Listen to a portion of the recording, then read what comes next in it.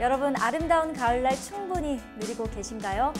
요즘 같은 날씨를 보고 있으면 애국가의 한 소절이 떠오르기도 합니다. 그야말로 높고 공활한 가을 하늘의 향연이 매일같이 펼쳐지고 있기 때문인데요. 봄날을 집어삼켰던 미세먼지도 없을 뿐더러 그다지 덥지도 춥지도 않은 이 선선한 날씨. 저는 한 해를 통틀어 며칠 되지 않는 이 날씨를 보고 있으면 이 좋은 날씨 놓칠까 봐 괜시리 조바심이 나기도 합니다. 산으로, 바다로, 들로 또 여행을 떠나거나 다양한 스포츠를 즐기는 것도 좋지만 어디론가 훌쩍 떠나버릴 용기가 없으시다면 가벼운 책 한 권 들고 가까운 공원으로 산책을 나가보시는 것도 좋을 것 같습니다. 1시간의 독서로 늘어지지 않을 걱정은 없다라고 말한 어느 프랑스 사상가의 말을 속는셈 치고 믿어보면서 말이죠. 10월의 매주 금요일 금요 독서회를 통해 우리에게 독서의 새 지평을 열어주고 계신 분이죠. 이동우 대표님과 함께 오늘도 독서의 속 깊은 이야기로 빠져볼까요?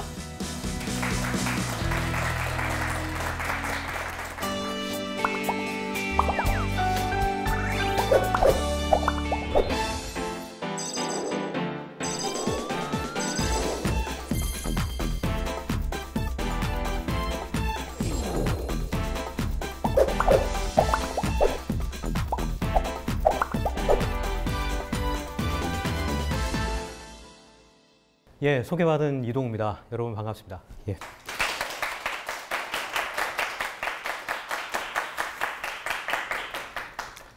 매주마다 느끼는 거지만 이 자리는 참 인사하기가 쉽지 않은 자리이다. 예. 다음 주에는 이런 말씀을 좀 안 드려야 될 텐데. 성공하는 사람들이 책을 많이 본다고 그래요? 과연 그럴까? 그 질문에 어떤 명제의 답을 어떤 이의를 제기한다가 아니라 또 다른 특성이 있지 않을까요? 책을 읽는 사람들은 성공한다. 책을 읽는 행위가 성공하는 것에 인과관계에 영향을 미쳤을 수도 있어요. 근데 꼭 그렇게만 단정할 수는 없는 거잖아요. 세상에는 책 안 읽는 사람들 중에 성공하는 사람들도 있으니까. 아니에요? 그러면 도대체 책을 읽는 행위와 성공은 인과관계는 아니어도 상관관계는 있다고 보여져요. 그렇다면 책을 읽는 행위는 도대체 무엇일까? 제가 한 두어 달 전에 찍은 사진이에요. 모 언론사에서 이동우의 10분 독서 서비스를 오픈하면서 그 언론사에서 찍어준 사진이거든요. 잘 나왔죠. 저는 저 사진 보면 저 같지 않아요. 그래서 사실 저 사진을 보는 사람들은 뭐 좀 폼나는 일을 하는데? 아니 뭐 제가 하는 일이 지금까지 책을 10권 쓰기는 했고 11번째 책을 지금 쓰고 있기는 하고 그리고 대기업들 대상으로 제가 책을 소개하는 일을 하고 있거든요. 벌써 이 일을 4년 넘게 해왔습니다. 그러다 보니 사람들은 제가 굉장히 폼나게 일을 하나 보다라고 생각을 하는 것 같아요. 절대 그렇지 않아요. 책을 보기 위해서 저도 똑같이 여러분들과 똑같은 시간을 투자해요. 한 권을 제가 리뷰를 하려면 그 책을 한 3번 정도 보거든요. 그러니까 제가 지금 일주일에 거의 2권을 리뷰를 하니까 그럼 한 3번씩 보면 6권 읽는 거예요.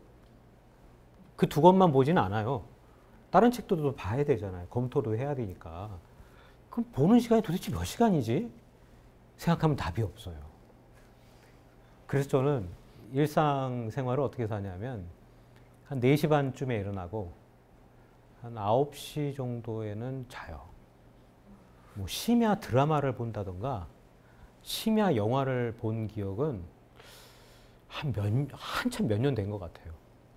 그러다 보니 책 읽는 건 사실은 이를테면 시간을 투자해야 되는 노동 작업이고 고된 작업이죠. 그래서 이 일이 그렇게 쉽다고는 말씀드리지는 않습니다. 오늘은 그 딥 워크라는 책을 제가 좀 들고 나왔는데 어쩌면 성공하는 사람들은 책을 읽는 행위로 상관관계를 갖고 성공할 수는 있겠지만 오히려 책을 읽는 행위에서 파생된 그 책을 읽으면서 더 연마된 다른 기술이 있지 않을까 생각을 해요. 저는. 그게 뭐냐면 집중력이에요. 제 얘기를 먼저 하고 시작을 하는 게 좀 도움이 될 것 같아서 제 얘기를 좀 더 드리면 저는 멀티태스킹을 하지 않아요. 멀티태스킹이 뭐예요? 여러 가지를 한꺼번에 하는 거. 예를 들면 간단한 예는 아침에 밥 먹으면서 TV 보는 거. 헬스장에 가서 러닝머신 이렇게 스테드밀이라고 그러나요? 트레드밀? 예.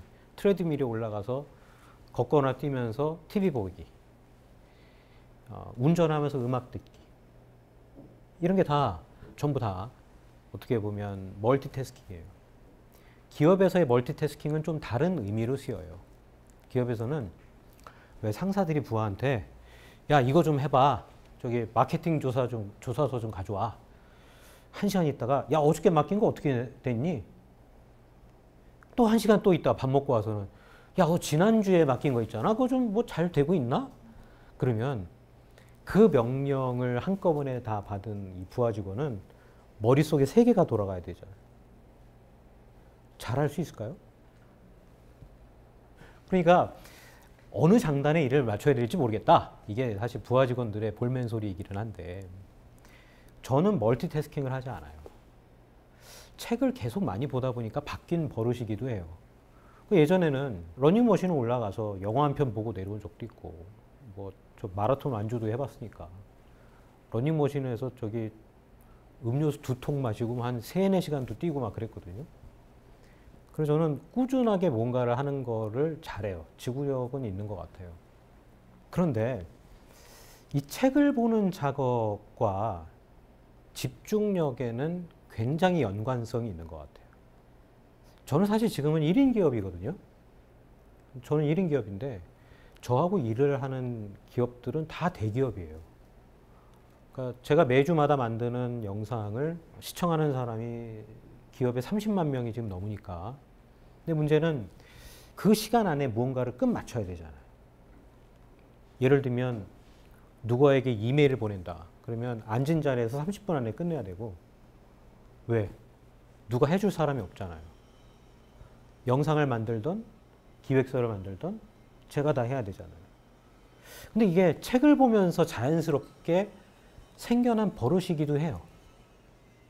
그래서 저는 오늘 이 책의 내용을 좀 자세하게 말씀을 드릴 수 있을 것 같아요. 이 딥워크라는 책을 보면 저자는 이제 칼 뉴포트라고 돼 있는데 컴퓨터공학과 교수이기는 합니다. 자, 근데 칼 뉴포트가 얘기하는 대전제가 하나 있어요. 이 책을 이야기하려면 우리가 이것부터 공감을 해야 되는데 이게 공감이 안 되면 그 다음에 진도를 뺄 수가 없어요. 이제 앞으로의 세상에서 살아남는 사람은 살아남는다는 건 그냥 대충 생명을 연장을 하는 정도가 아니라 그냥 성공한다 정도의 의미인 거예요. 그런 사람은 자본가이거나 전 세계에서 가장 유명한 뭐 디렉터라든지 디자이너라든지 뭐 작가라든지 영화배우라든지 또는 가장 빨리 기술을 배워서 현업에 써먹을 수 있는 사람이어야 되는 거예요. 저기 가운데 나와 있죠. 이게 이해가 되세요? 근데 저는 그럴 것 같아요. 제가 한 2주 전에 제가 그 MBA 시장에 대해서 얘기를 하기도 했고 우리나라 박사 시장에 대해서 얘기한 적이 있어요. 솔직히 지금 우리나라에서 좋은 대학을 나온다고 취업이 되나요? 전 세계 대학 졸업자가 몇만 명일 것 같아요? 1억 5천만 명이 살아있어요. 그러면 1억 5천만 명 중에 그 사람들이 가고 싶은 회사는 어디예요? 실리콘밸리에 구글에 구글에 1년에 이력서가 몇 장 들어오게요? 200만 장 들어와요. 직원이 5만 명밖에 안 되는데 200만 장이 이력서가 와요. 그거 해결하는 게 아마 걔네들은 엄청난 문제예요. 그래서 기업들은 왜 인적성 검사 뭐 이런 거 하잖아요. 그거 맞을 것 같아요? 전혀 안 맞아요. 자, 증거 될까요? 이 방송이니까 증거를 대야 되잖아. 대량살상 수학무기라는 책이 있어요.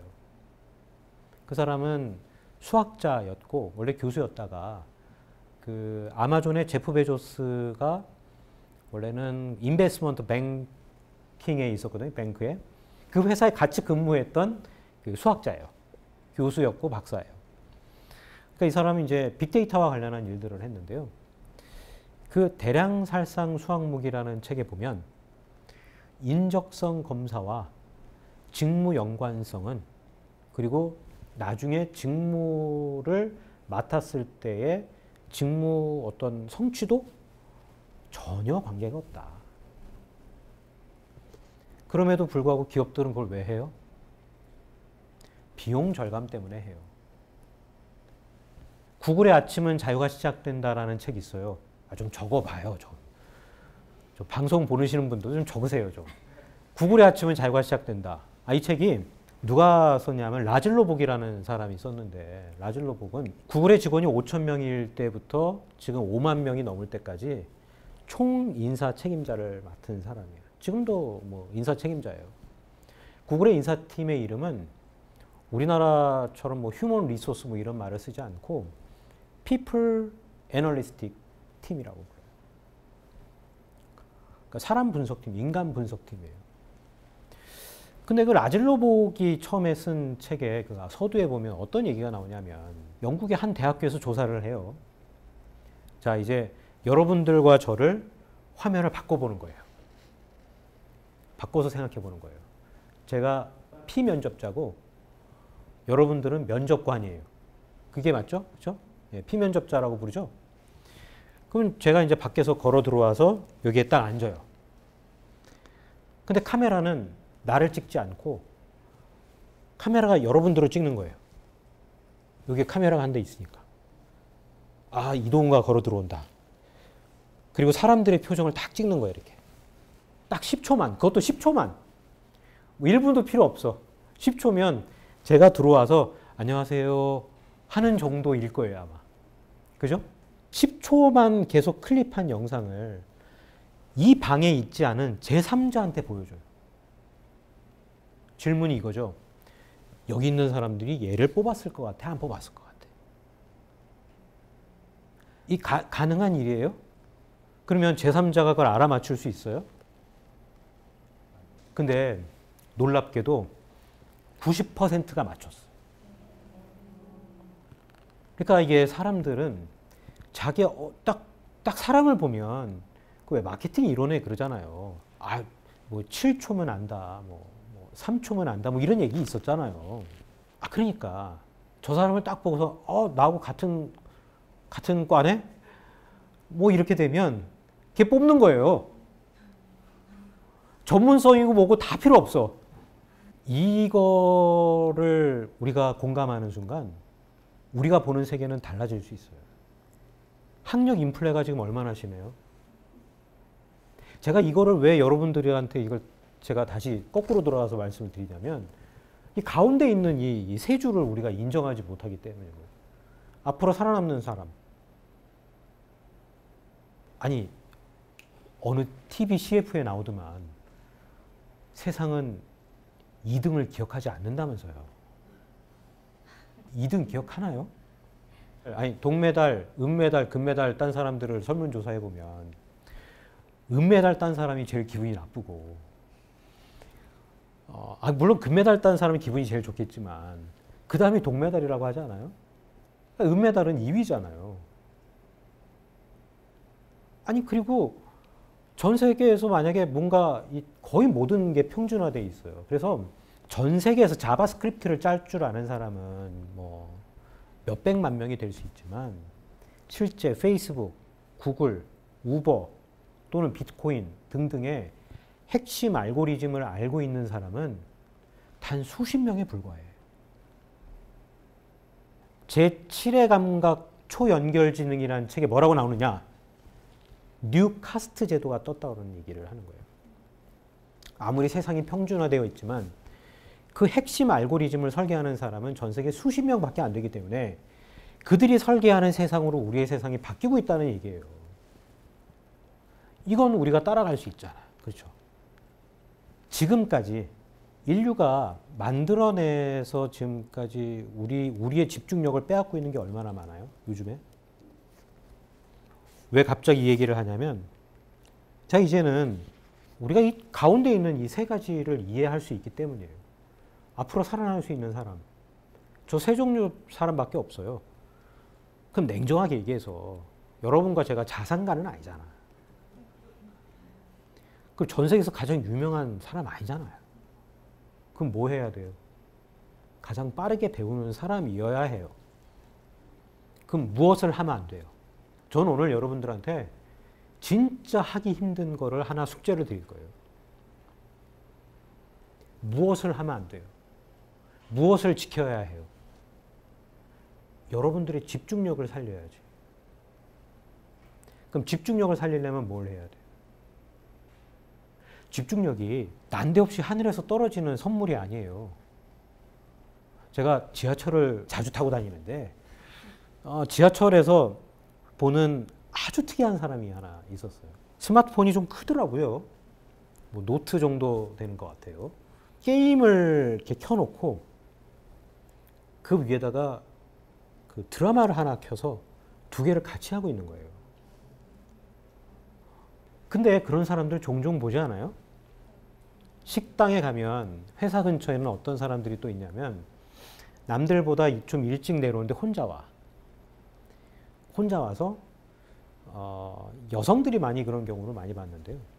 드라마에 너무 빠져 있기 때문에 혼자 밥을 시켜서 먹으면서 드라마를 보는 거예요. 아니 밥 먹으면서 하는 거는 뭐 그냥 어느 정도 그냥 그래 그럴 수 있다. 걸어가면서 드라마 보는 사람 많이 봤죠. 걸어가면서 문자 보내죠, 여러분. 그렇게 바빠요? 문자 하나 보낸다 한 30초면 되는 거 아니에요? 그렇게 바빠요? 자, 우리 냉정하게 좀 봅시다. 자, 오늘 벌써 이제 아침에 일어난 지 벌써 몇 시간이 됐을 테니 하루에 스마트폰을 몇 번 키시나요? 계속 보는 것 같아요? 그럼 몇 번 정도 될까요? 뭐 조사에 의하면 직장인들은 뭐 한 150번에서 200번 정도 이가 나와요. 100번 미만도 별로 없어요. 1, 2분 안에 뭐 한 번씩 켜고 화장실 가도 켜고 엘리베이터 타면 어떻게 다 해요? 다 스마트폰만 켜 일단.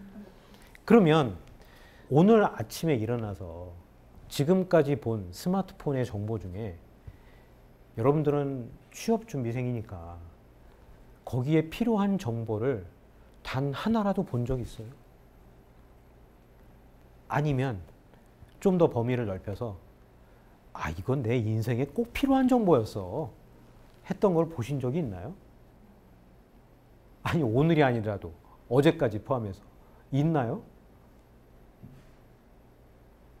아마 없을걸요? 저는 스마트폰을 하루에 10번만 키자고 작정을 했어요. 10번을 안 켜요. 메일을 확인하는 앱도 삭제해버렸어요. 이 책이 주장하는 게 바로 그거예요. 딥워크라는 책은 어떻게 보면 빤한 이야기죠. 젊은 사람들은 도저히 받아들일 수 있는 이야기가 아니죠. 그러나 여러분들의 시간을 집중하는 건 굉장히 중요한 일이에요. 보통 한 사람이 하나에 집중하기 위해서는 13분인가 정도가 걸려요. 거꾸로 생각해 보시면 돼요. 예를 들어 영화관에 가서 아주 재밌는 영화를 봤어요. 영화가 딱 끝나고 나왔는데 아, 나 책 읽어야지. 취업 준비하려면 책 봐야 돼 하고서 책을 딱 펼쳤어. 책이 들어와요? 안 들어온단 말이에요. 그게 잔상이 남기 때문에 들어올 수가 없어요. 게임을 하시는 분들도 마찬가지일걸요. 게임을 딱 접다가 나는 게임을 1시간만 하기로 했거든. 1시간만 했으니까 이제부터 공부해야지. 공부가 돼요? 안 돼요. 그럼 뭐 해야 돼요? 뭐 해야 돼요? 예. 13분을 투자할 수 없잖아요. 왜냐하면 카톡 오죠. 페이스북에 알림창 오죠. 뭐 인스타그램 쓰죠. 아니 소셜미디어 너무 많이 쓰잖아요. 제가 그래서 오늘 드리는 숙제가 뭐냐. 소셜미디어를 끊어라. 웃음부터 나와. 우리는 이런 얘기하면 웃을 수밖에 없어요. 근데 그게 어쩌면 그게 비정상일 수도 있어요. 왜 그 영화 최근에 개봉한 영화였는데 플레이어 원이라는 영화 보신 적이 있으실 거예요. 뭐 우리나라에서 이렇게 1000만 명 영화 본 게 아니기 때문에 많은 사람들은 몰라요. 근데 플레이어 원을 보면 다들 그 가상현실 게임에 빠져 있잖아요. 그 세상이 얼마 안 남았어요. 지금 마이크로소프트가 제1순위로 최대 투자하고 있는 그 아이템이 가상현실, 혼합현실이란 말이에요. 그래서 가까운 미래를 그리는 그런 SF 영화를 보면 사람들은 키보드와 컴퓨터 화면으로 컴퓨터를 하지 않아요. 뭔가를 이렇게 쓰고 호공에다가 막 이렇게 타이핑도 하고 싹싹 하고 막 그래요. 그러니까 옆에 있는 사람은 이상한 거지. 얘는 이거 뭐 쓰고서 막 이러고 있으니까 얘는 허공에다 그렇게 하고 있는 게 아니라 자기는 나름대로 이 화면을 조정하고 타이핑도 하고 문서 작성도 하는 거거든요. 그날이 얼마 남지 않았어요. 그러면 인류의 가장 큰 시간을 뺏는 이 게임과 엔터테인먼트 산업들은 컴퓨터 속으로 다 모조리 들어가겠죠. 사람들이 이런 얘기를 합니다. 남들이 하지 않는 걸 성공해야지. 그죠? 그러면 지금 남들이 하지 않는 게 뭐예요? 소셜미디어. 남들이 다 하는 게 소셜미디어니까.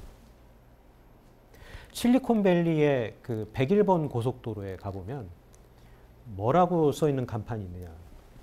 100만 명이 할 수 있는데 당신이 특별한 이유는 뭐냐. 아니 소위 말해 공무원이든 아니면 회사든 단순한 일들을 하는 인력들은 항상 있거든요.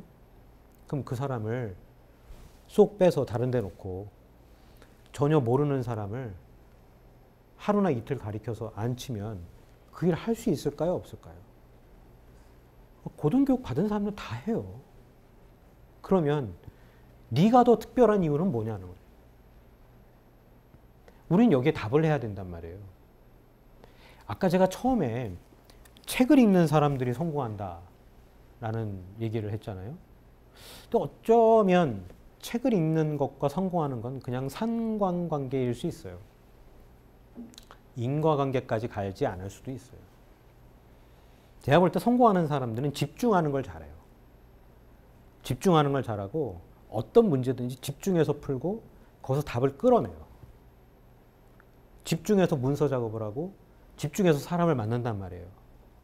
성공하는 사람들 중에 앞에 사람과 이야기하면서 옆에 사람 귀를 열어놓고 들을 수 있는 사람은 전 못 봤어요. 왜 저자들도 어디 가서 사인회를 이렇게 팬 사인회 이런 걸 하게 되면 강연에 마치고 그 사람의 됨됨이를 알아볼 수 있는 순간이기도 한데 앞에 하고 이야기하고 있는데 갑자기 옆에서 이렇게 끼어드는 사람 있잖아요. 우리나라 사람들만 그래요. 외국 사람들은 잘 안 그래요. 뒤에서 다 기다리는데 우리나라 사람들은 그래요. 근데 우리나라 저자들은 또 끼어들면 또 거기에 또 응대를 해주고 있어. 막. 근데 그런 사람들은 결국에 가서는 크게 성공을 못 하더라고. 내 앞에 있는 문제, 내 앞에 있는 현실, 내 앞에 있는 난관, 이런 걸 극복하려면 집중력이 있어야 되잖아요. 그래서 이 책은 대전제로 깔고 있는 게 앞으로 살아날 수 있는 사람들은 이런 세 종류의 사람들이다. 그래서 당신이 하지 말아야 될 것은 집중력이 필요한 거고 당신한테 필요한 것은 이제 우리가 하지 말아야 될 건 SNS다. SNS가 나쁘다는 이야기가 아니에요. 책을 면밀하게 읽어보면 SNS가 나쁘다고 얘기하진 않아요. 근데 이게 왜 나쁜 거냐면 SNS로 인해서 얻을 수 있는 이득이라는 게 있어요. 많은 사람들과 연락할 수 있고 소셜 활동을 하는 것 같고 뭐 그렇잖아요. 근데 그것이 생산성을 저해하는 걸 상쇄해 주지를 못해요. 그다음 더 중요한 얘기를 하나 할까 해요. 덤바의 수라는 책이죠. 몇 년 전에 나왔는데 최근에 이제 개정판으로 나온 책이기는 합니다. 덤바의 수가 뭐예요? 150이에요. 왜 150일까요? 인간이 평생 알고 지내는 사람이 아니라 내가 지금 이 순간 이 시점에 150명 정도의 인맥은 그들이 어디에서 무엇을 하고 어떤 일을 하고 어디에 대충 살고 가정은 어떻게 꾸렸으며 뭐 아이가 있는지 없는지 뭐 여자친구가 있는지 남자친구가 있는지 직장을 다니고 있는지 등등등등 의 정보를 우리가 머릿속에 기억하고 사는 사람들이 150명이에요. 제가 한번 해봤거든요. 적어봤어요. 진짜 맞아요. 저 로빈 덤바라는 사람은 옥스퍼드 대학교의 인류문학과인가? 뭐 그쪽의 교수이기는 유명한 사람이에요. 정말 유명한 사람이에요. 아무리 패친이 뭐 5천 명이 있다 하더라도 그 사람들을 다 알 수가 없어요. 그리고 그거는 여러분들한테도 별로 도움이 되지 않아요. 그래서 제가 마지막으로 당부드리고 싶은 건 소셜미디어를 끊으셨으면 좋겠다. 저는 그걸 하지 않습니다. 오늘 강의는 여기까지 하겠습니다. 고맙습니다.